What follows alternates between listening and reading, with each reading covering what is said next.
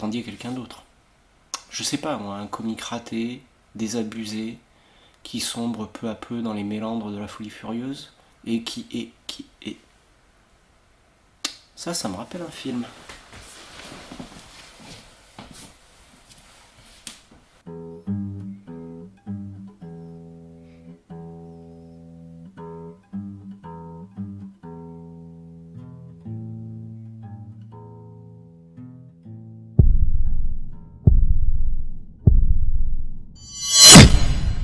Donc aujourd'hui, la valse des pantins.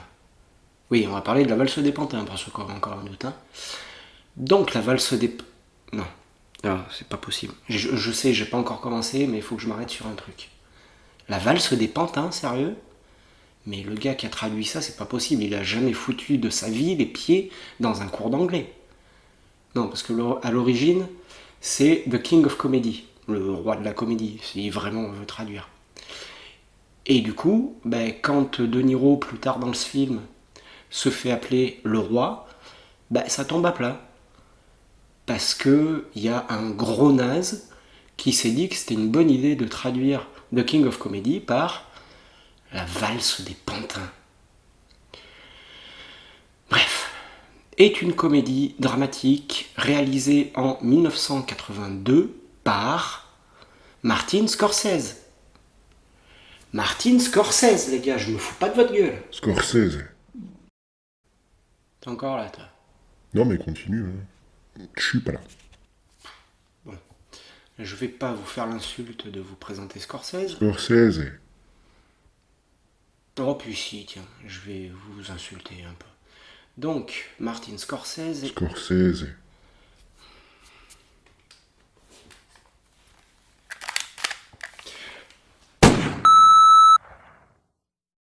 Je disais donc, Martin Scorsese est un réalisateur, producteur, scénariste et acteur américain, né en 1942 dans le Queens, comme 50 Cent.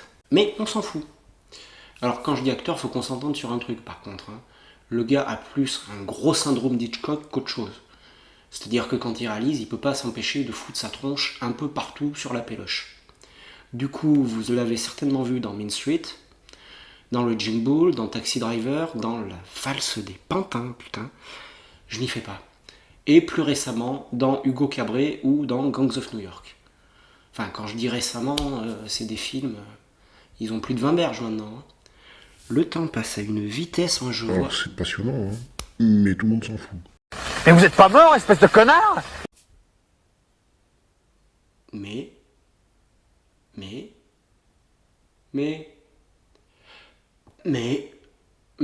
voilà, ok. Mais t'es pas mort? Espèce de connard? Je suis une voix dans ta tête. Tu peux pas me tuer. Eh merde.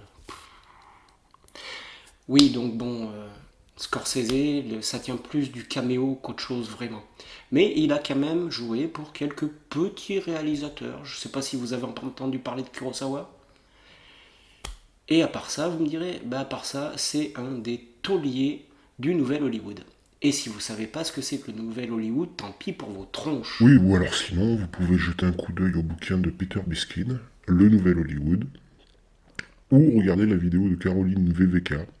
Je vous mets les liens dans la description. J'adore faire ça, j'ai l'impression d'être un vrai petit youtubeur. Formidable.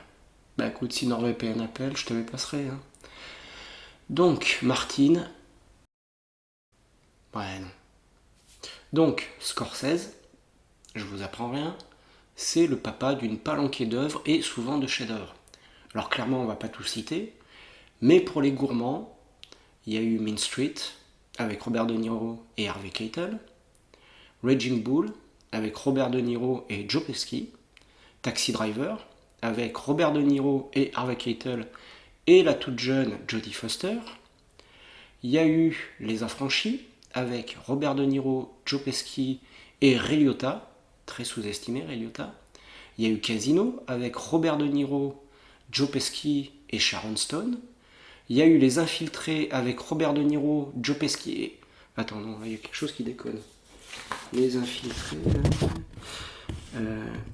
non, Les Infiltrés avec Leonardo DiCaprio et Jack Nicholson. Gangs of New York avec Leonardo DiCaprio, Shutter Island avec Leonardo DiCaprio, Ben le mandarin Kingsley et Mark Bruce Banner Ruffalo, ce qui est assez ironique quand on connaît l'amour que Scorsese a pour les films Marvel. Bah quoi, moi ça me fait rire. Bon, par contre, il y a un truc qu'on peut pas lui enlever à Scorsese, c'est qu'il est super fidèle à ses acteurs. Robert De Niro, il a fait jouer une dizaine de fois, Harvey Keitel une demi-douzaine, et autant pour DiCaprio. Et j'en profite au passage pour vous name-dropper After Hours, un film assez étrange de Scorsese, que j'ai découvert assez récemment, et dont j'espère vous parler bientôt. Oh, le sale vieux teasing juste pour gratter des abonnements, quoi. T'as pas honte? Je vois pas de quoi tu parles. J'en étais où? Le casting. Ah oui, le casting. Alors au casting, sans surprise, on retrouve Robert De Niro, l'acteur fétiche de Scorsese, mais qui a aussi joué pour pas mal d'autres grands noms du cinéma, comme De Palma, Michael Mann, Cimino, Coppola, Sergio Leone, Tarantino, Terry Gilliam, et même James Mangold et Luc Besson. Ça arrive. Mais bon, à part ça et Dirty Papi quand même, faut pas déconner, le gars reste un monument. Et en face de lui, on a un autre monument, un taulier du cinéma comique des années 40, Jerry Lewis. Alors Jerry Lewis, il a commencé sa carrière en duo avec Dean Martin. Dean Martin, Sinatra, le Rat Pack, voilà. Dean Martin dont j'aurais tellement voulu voir le biopic qui aurait dû être réalisé par Scorsese, parce que tout est lié. Un biopic dont je vais très certainement vous reparler bientôt. Jerry, c'est un catalogue impressionnant de comédies tournées avec le bon ami Dino entre 49 et 56, l'année de leur séparation. C'est aussi Dr. Jerry et Mr. Love, qui a connu un remake perfectible en 95. Non, celui-là, on va pas revenir dessus. Là. Il a aussi joué pour Emir Kusturica dans Arizona Dream. Et ça aurait pu être le réalisateur de The Day the Clown Cried. Jamais sorti en salle et sur lequel nous reviendrons. Et dans les années 80, boum, la valse des pantins et au boulot de Jerry. Et ça, pour lui, c'est un peu le retour aux affaires. Parce que depuis l'histoire du clown qui pleure, ça faisait 10 ans qu'il n'avait pas approché d'une caméra de près ou de loin. En second couteau, nous avons Diana Bott, Madame De Niro à la ville. Elle a assez peu tourné, et surtout pour Scorsese. Principalement dans New York, New York, que j'ai pas vu, et dans Taxi Driver, qu'il va falloir que je revoie. Il y a aussi Sandra Bernhardt, qui a tourné dans rien. Enfin, quand je dis rien, il n'y a rien d'intéressant, quoi. Si, il y a Hudson Hawk où elle joue. Une tarée, bien sûr. Bah, il y a des rôles qui vous collent à la peau, quand même. Et pour finir, et je suis super content parce que c'est un groupe que j'adore, et je les attendais pas là, même si c'est pour un caméo. Mesdames, messieurs, Joey Strummer, Paul Simonon, Mick Jones, le Clash. Sans leur batteur Topper Eaton qui s'était fait virer l'année d'avant, c'est pas de bol. Et l'expérience a dû beaucoup plaire à Joey Strummer parce qu'on le retrouvera plus tard chez Jim Jarmusch et chez Alex Koch, et oui, on y reviendra. Est-ce qu'il y a un seul truc sur Terre sur lequel t'as pas envie de revenir? Ouais, sur ta sœur. Oui, je suis désolé. Non, mais je suis désolé, quoi. Ah, c'est bon.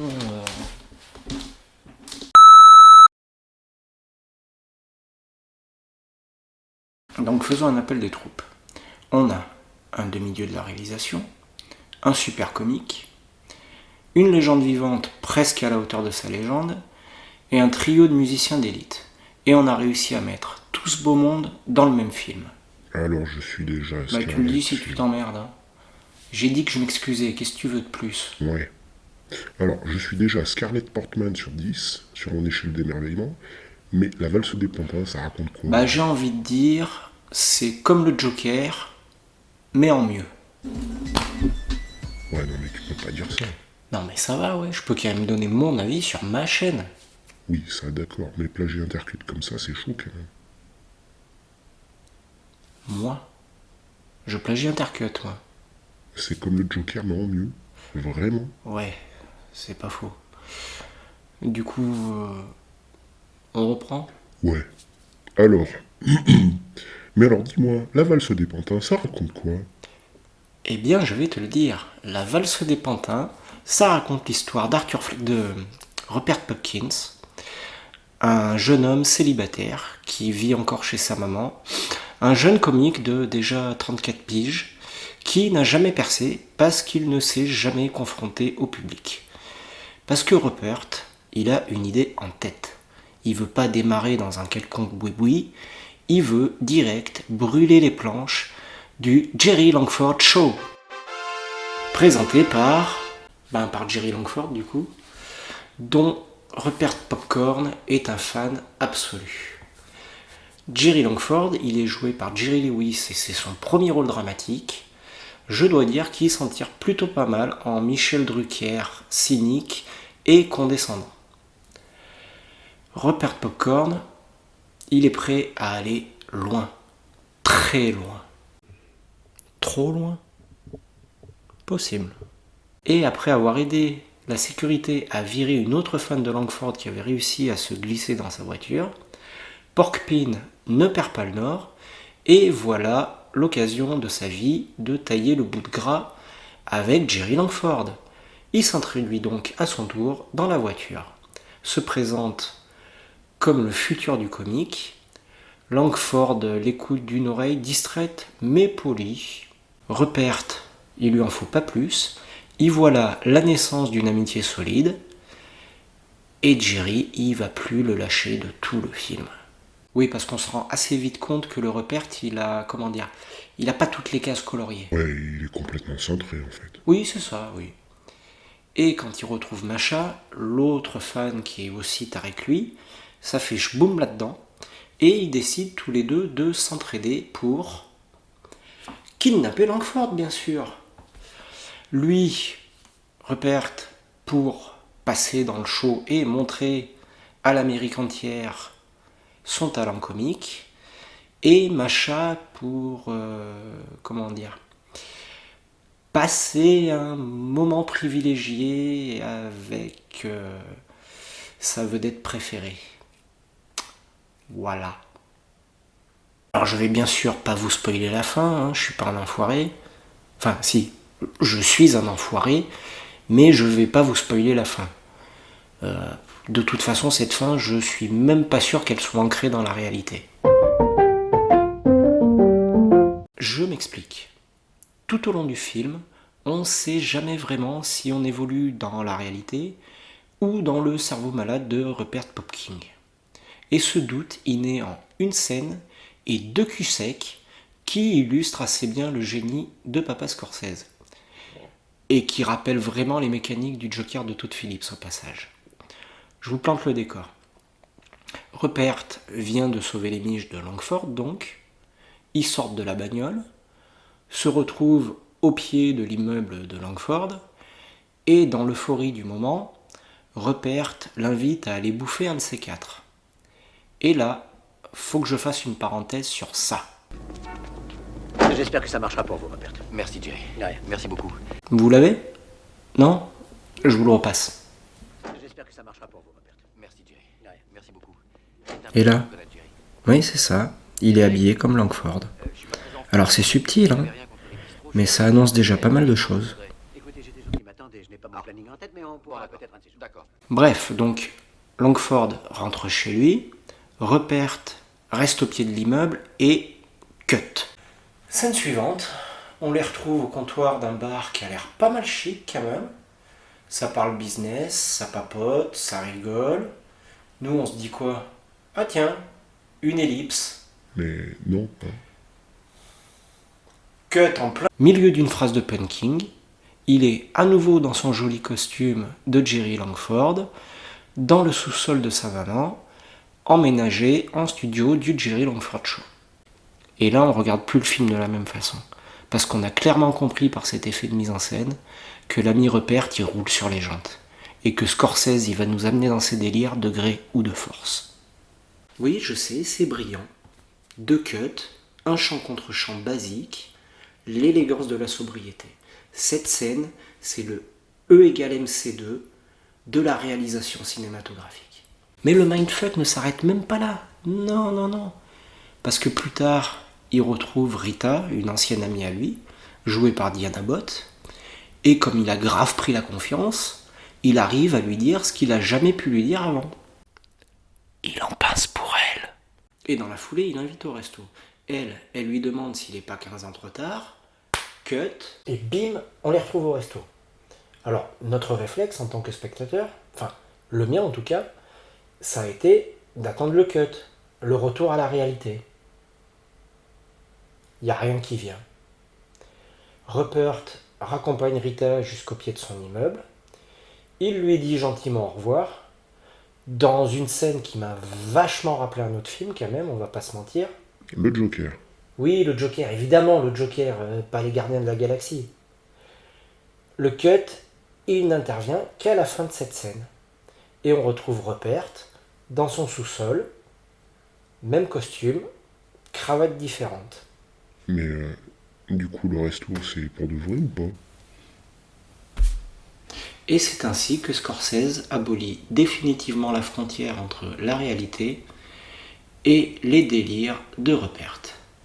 Délires qui vont trouver leur point culminant avec son mariage avec Rita, en live, au Langford Late Show, en toute décontraction, et qui maintenant vont durer jusqu'à cette fin que je vous laisse découvrir par vous-même. Mais il y a une autre scène que je trouve encore une fois très simple mais très élégante, qui illustre avec une certaine subtilité la folie galopante de Rupert Pupkins. Voulez-vous faire le meilleur accueil possible au nouveau roi des comiques, Rupert Pupkin?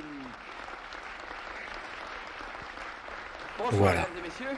Rupert qui fait son numéro devant un public de carton en noir et blanc. Ces rires qui sonnent faux et cette caméra qui comprend qu'elle ne peut plus rien pour lui et qui s'éloigne dans un long travelling, sobre et désespéré. C'est glaçant et pourtant on se surprendrait à croire en un dieu.